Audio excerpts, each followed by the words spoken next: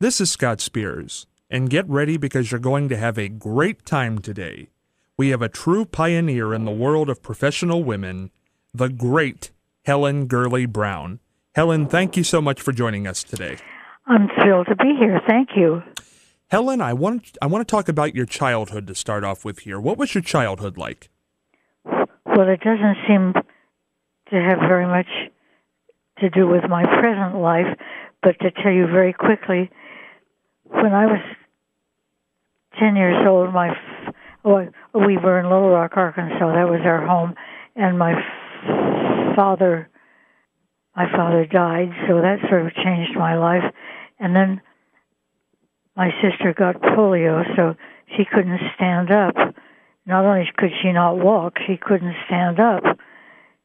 So the childhood was a little full of trauma, and maybe that had some influence on my later life. Coming out of a childhood with all of this trauma, when did you decide you wanted to be a professional woman rather than anything else? Well, it all came quite gradually. I was a secretary for hundreds of years, and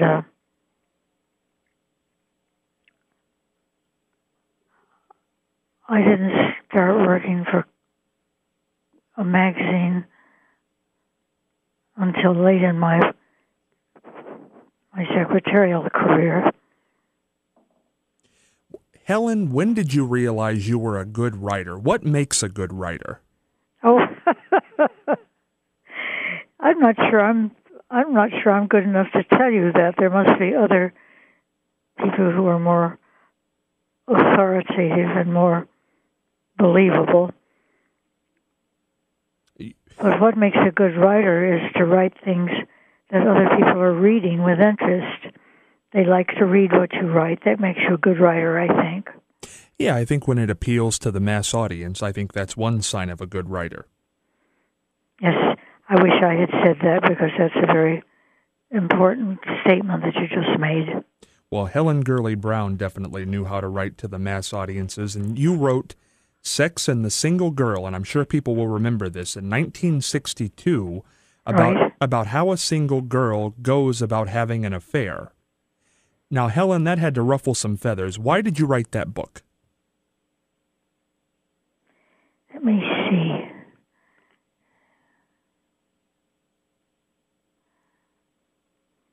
I guess I wanted to write something and get it published, and I had enough thoughts to get the attention of a couple of publishers. So I wrote it in order to get something published. And the subject matter about how a single girl goes about having an affair, why that subject matter? Was it just to get it published, or was it something you truly believed? Oh, I believed it. I didn't write anything just for publication. I wrote it because it was a serious belief in my life, and I thought other people might be interested in reading such a thing. And certainly they were, because this book has gone on and on and on since 1962. And it's gone on for a while. Absolutely. Why do you think it has sustained so well since 62?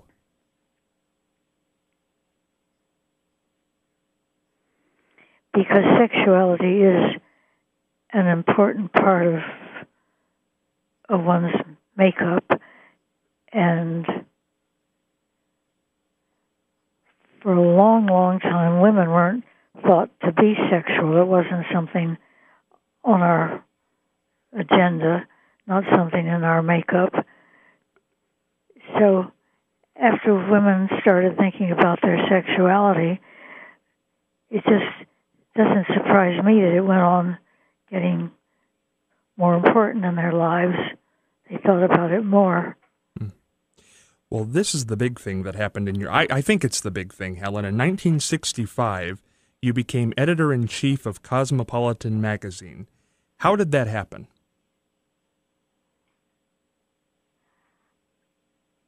Well, it seems rather casual now, but I needed a job. I needed something to do. I needed money. And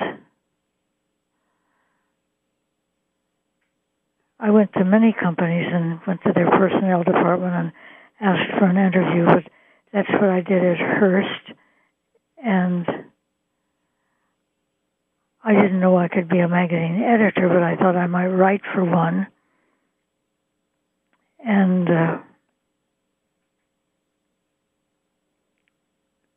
went to the Hearst Corporation and saw their personnel department and got myself hired as a secretary. And how did you end up as editor?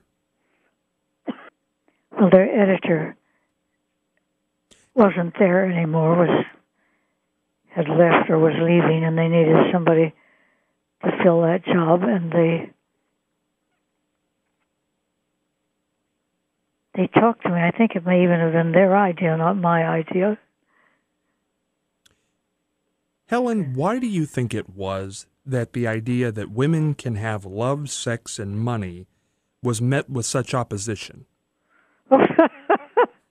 As you make that statement, it seems a little absurd that people wouldn't go along with the idea of love, sex, and money. Sounds pretty attractive, but I guess it was just a matter of timing. It was okay to talk about women's sexuality. That hadn't been discussed much before, but now it could be. So back then, it was definitely met with opposition because people didn't discuss it as much. I guess that's true. It was met with opposition. Women were not supposed to be sexual. We were just supposed to have children and to take care of houses and take care of other people. Now, Helen, you had a great long run with Cosmopolitan, still there, but you had a great long run as editor-in-chief. But in '97, you were ousted as the U.S. editor of Cosmo. Why did that happen? To let me be the editor altogether was a little unusual because I didn't have any experience, and they had to take a chance on my being good enough to hold such a job. I was getting on with some other things. Just time for a new change of pace. So this is a change of pace, and a change of jobs, and I had so many secretarial jobs, I can't remember all of them, but each one of them taught me something new and something different, and it was the right thing to do, to go to this new place, this new company, and get on with my work. And I think that's true from most people. You should have lots of different jobs in your life and find out which is the right one, which one should you go further with and work hard at. Now, Helen, in September of 2008, you were named the 13th most powerful American over the age of 80. Why do you think you maintain your power position well over the age of 80? Well, because I've been working since I was 16 years old, and that's what I did in life. And to go on doing that and to have it bring in certain results seemed like the right thing to do. Helen, why does somebody past the conventional retirement age, why do you still go to work every day? You keep a pretty busy schedule. Yes, that's true. I go to work every day.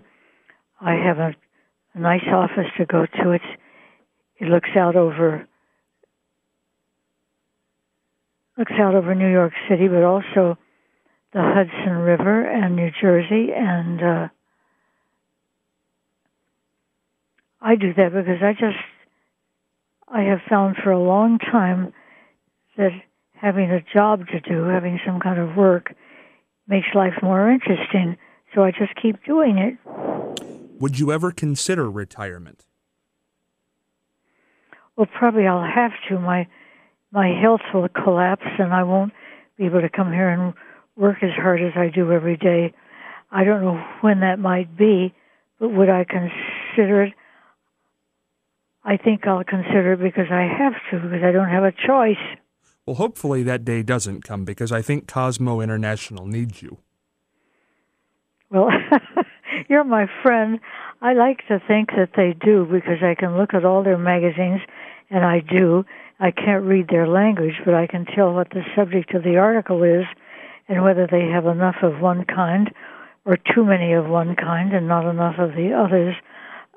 And the reason to do that is to make the magazine sell every month. Now, Helen, what's your typical day like? What time do you go to work? What time do you get off?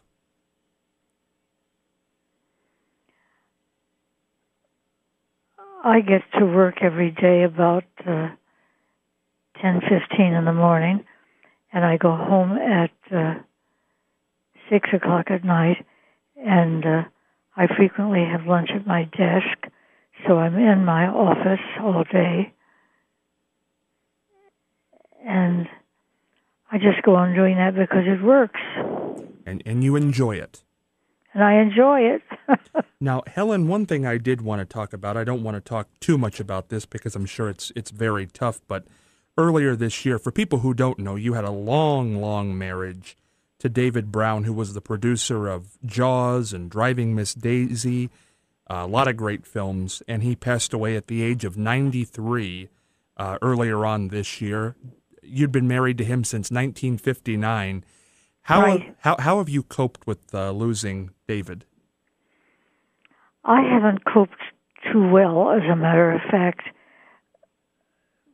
because we were so together, and every day of my working life, we would go home together and sit in the den, and he would watch television and think and do whatever he did, and I would usually work, and we were so close. Oh, and somebody would bring us dinner. I didn't cook it. Somebody who works for me did the cooking, and we were so close. I just almost can't stand it that he's gone. How have you dealt with it? Well, I come to work every day. My job at the Hearst Company. I'm not the editor of Cosmo now,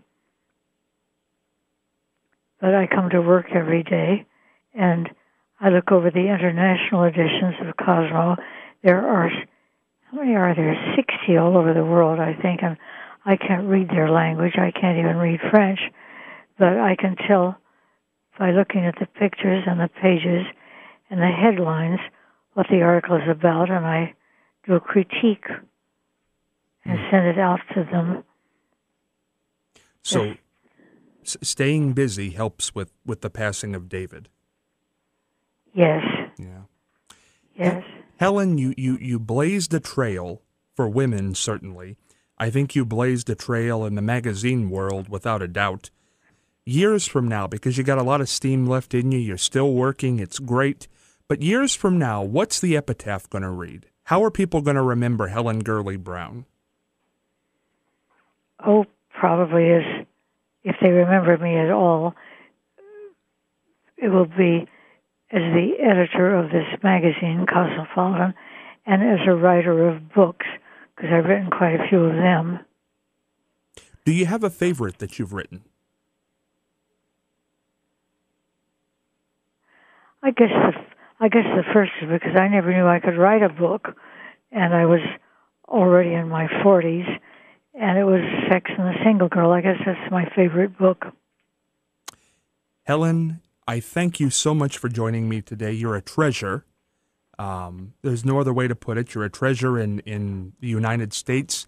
What you've done for women and magazines and just society is evidenced by your great books.